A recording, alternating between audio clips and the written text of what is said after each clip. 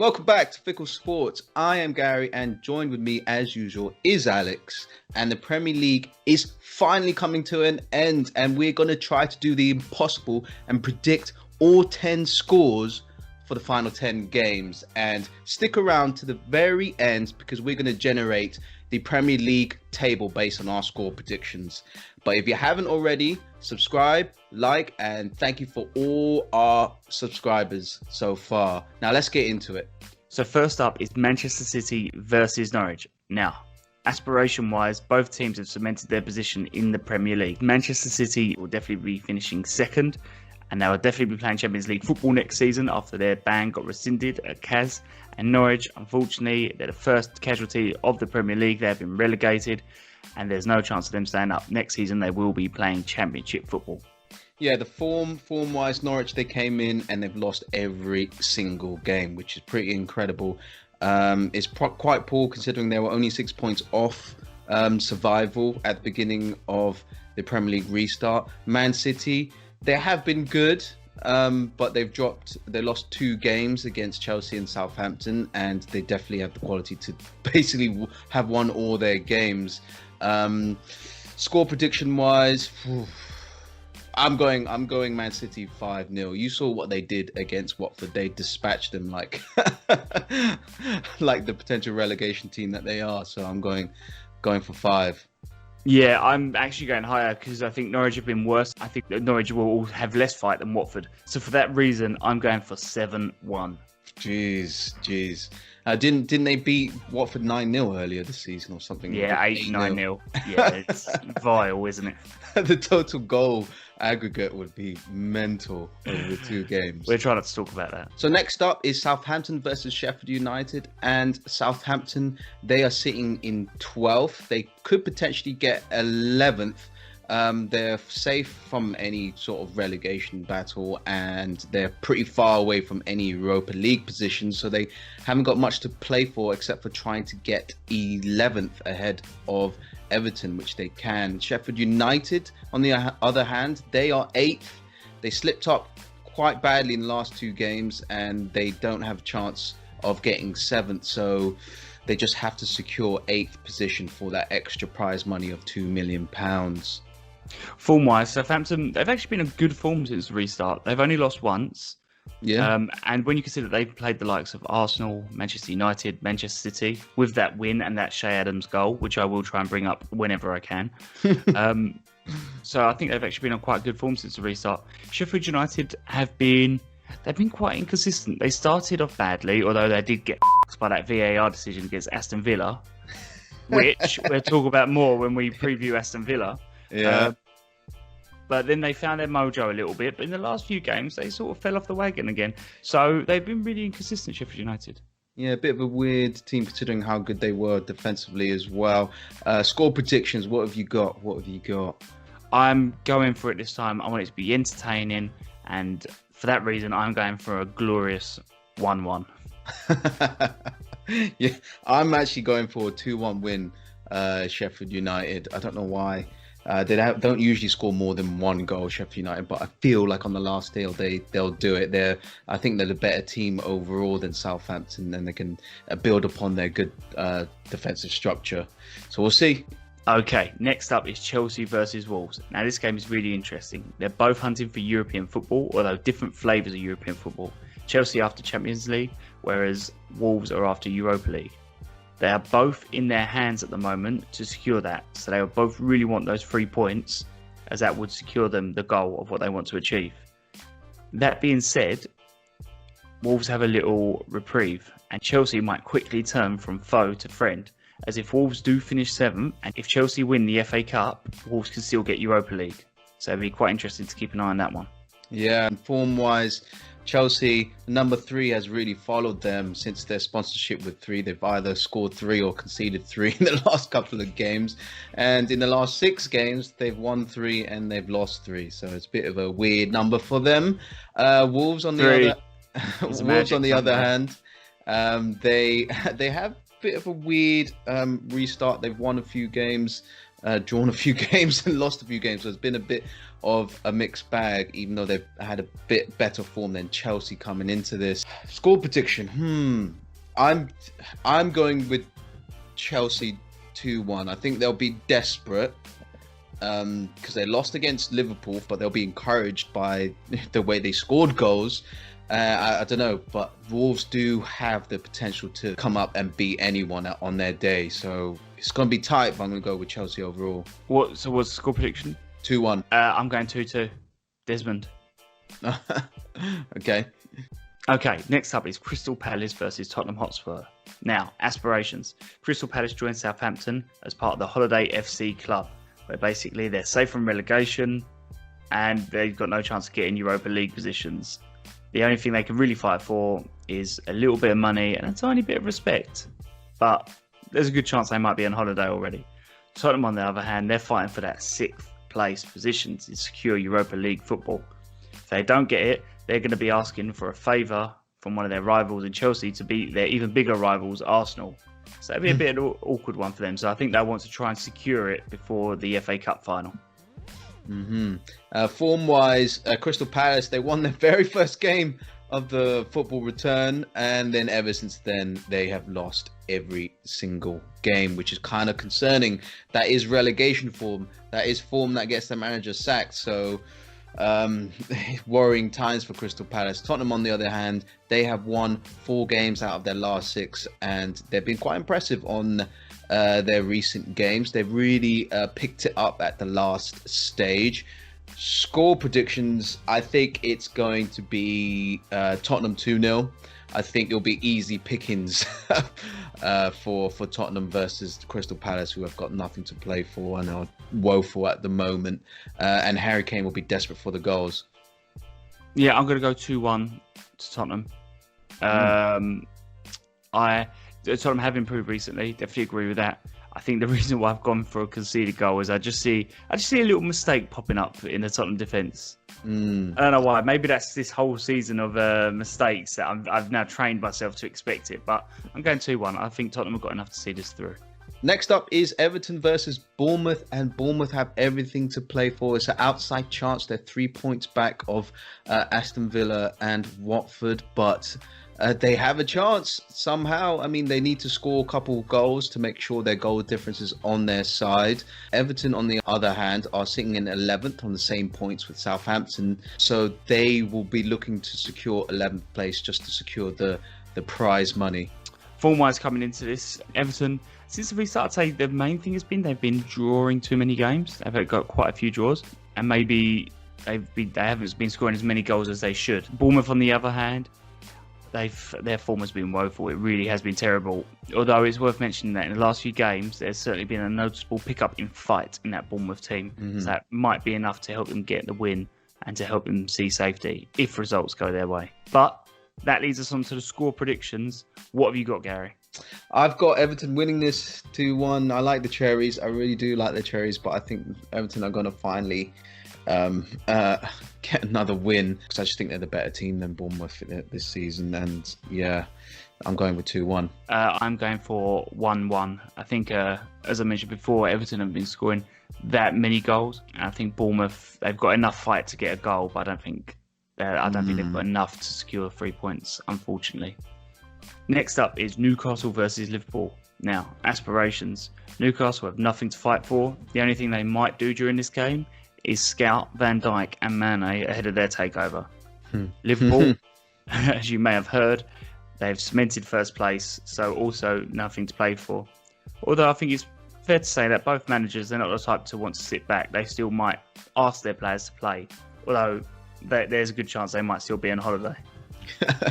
Newcastle, they haven't been in great form, really. They've kind of lost their 3 games out of the last 6, but they've won 2 games overall, and they've picked up points along the way. Liverpool, they came in, they won the league, and they sort of went on holiday mode for a bit, but they've picked it up and they've won a couple of games, including a very impressive win against Chelsea, despite conceding some goals. Score predictions, Alex, what are you going for? I'm going for 4-1. Liverpool, well, yeah. even though even though Liverpool, they did, I mean, deservedly so, have a break after they won the league. But Liverpool, they never lost their scoring touch. They just conceded more goals than the Liverpool we are used to. So I think they're still going to score a lot of goals against Newcastle. But I think Newcastle have a goal in them. So I think 4-1. Don't know why I reacted so much to that. My prediction is 3-1. Oh, why have you gone so maverick with the 4-1? I've done 3-1. I sort of agree with you. I don't know, Liverpool, even on holiday, even operating at like 70%, are still quite a scary team as you saw against Chelsea. So yeah, Newcastle, I don't know, they're not functioning on the all on the right cylinders at the moment. So yeah, I'm going for 3-1 win. Next up is West Ham versus Aston Villa, and West Ham are mathematically safe from relegation, so they are on holiday. What is it, Alex? 1, 2, 3, Cancun. We're going. I did David not Gold know and where you were Karen going with Brady. that. There was no chance that I was going to be saying Cancun then.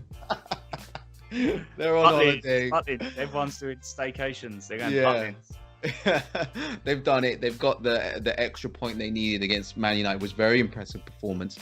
Aston Villa, well, they've won their last game. They beat Arsenal, so they are out of the relegation zone, and they are desperate for another point, another win, anything that will be needed to get them survival.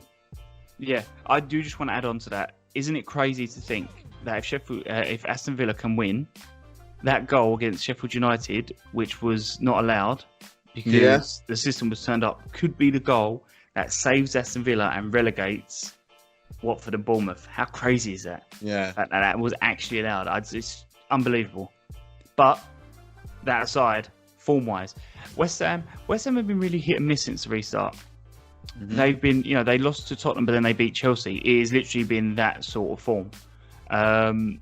That being said, I would say that in the last few games, it's definitely picked up. So I think things are looking slightly better for West Ham under Moyes. Aston Villa, they started really badly when the restart happened. They didn't win many games at all. But in the last few games, as you mentioned, with a win against Arsenal, they really picked up their game and they're really showing that fight you need to stay in the Premier League. So things are picked up for Aston Villa. So this could be a really interesting game. Score predictions? I am going for 1-1. Whoa. I know. I keep doing 1-1. You know what? I did 1-1 when West Ham played Watford. And it was because I assumed that both teams would be very nervous, but also show fight, and that they'll cancel each other out. But West Ham wanted it more. I don't foresee West Ham out fighting Aston Villa. They've shown heart, and I think they will do again. So 1-1.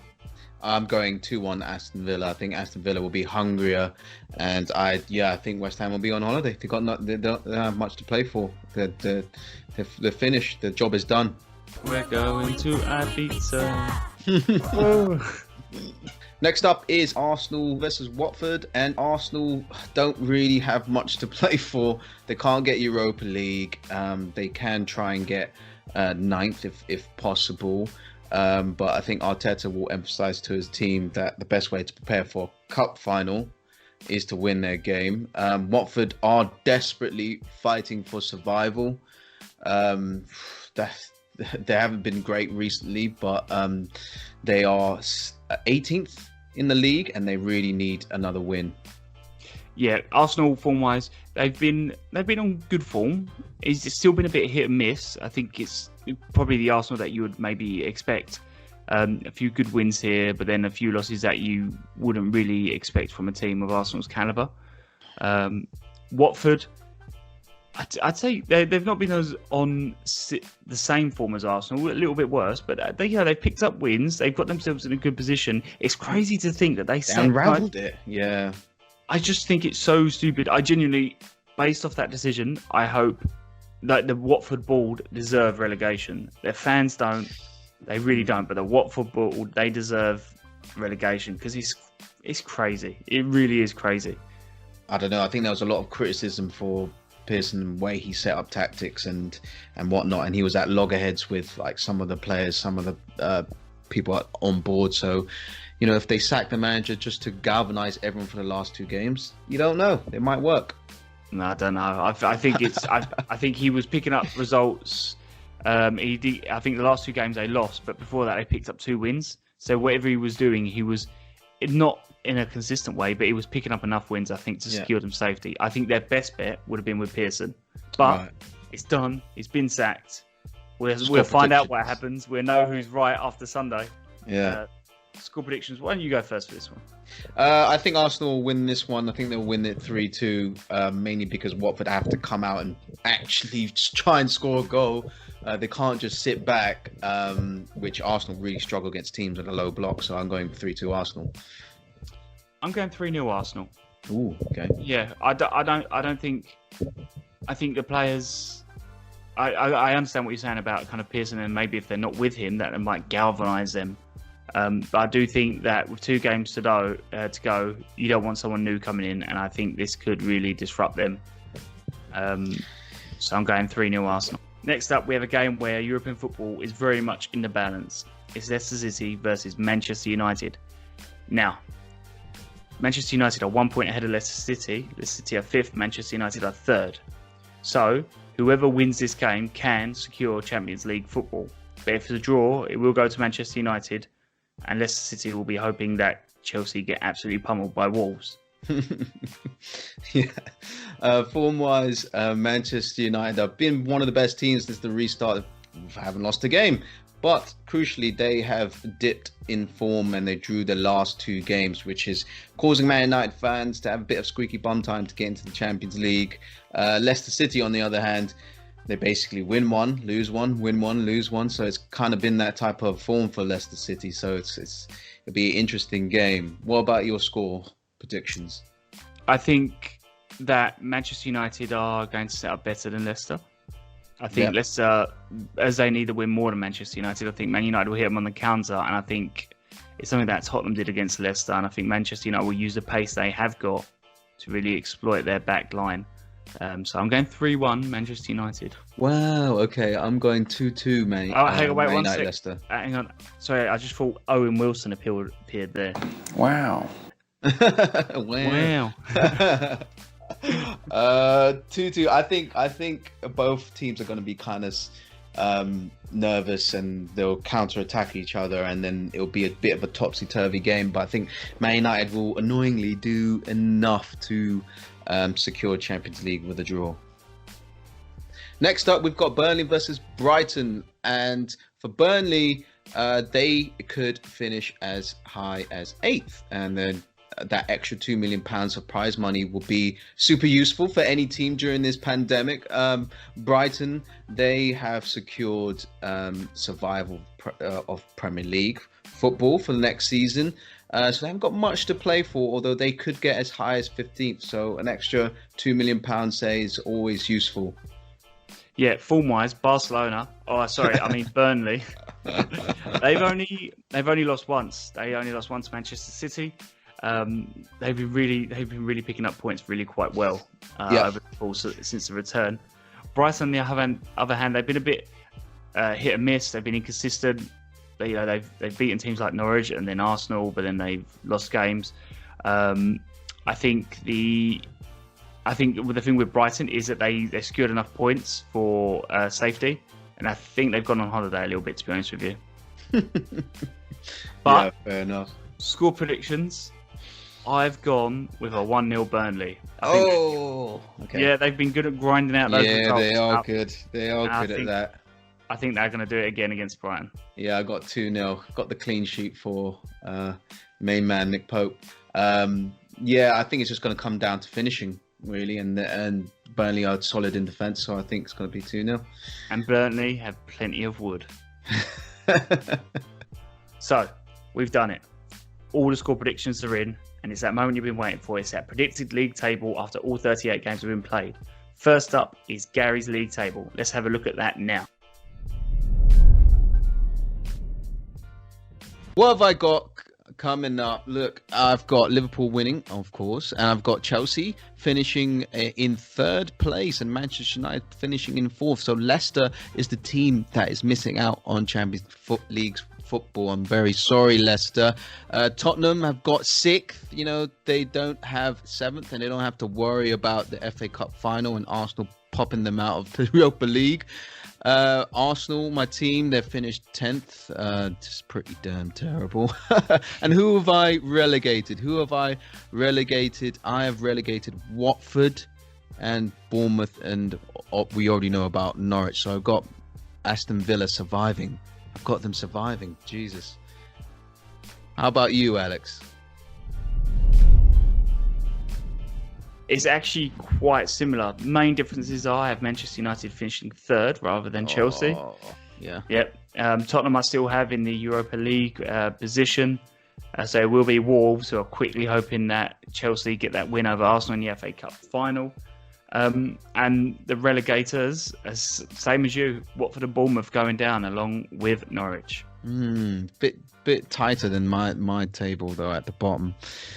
It's going to be squeaky bum time for a lot of fans Sunday. So there you have it, guys. There you have it. We have done our score predictions.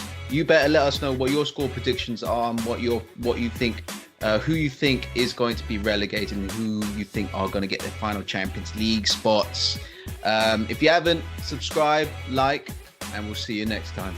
See you later.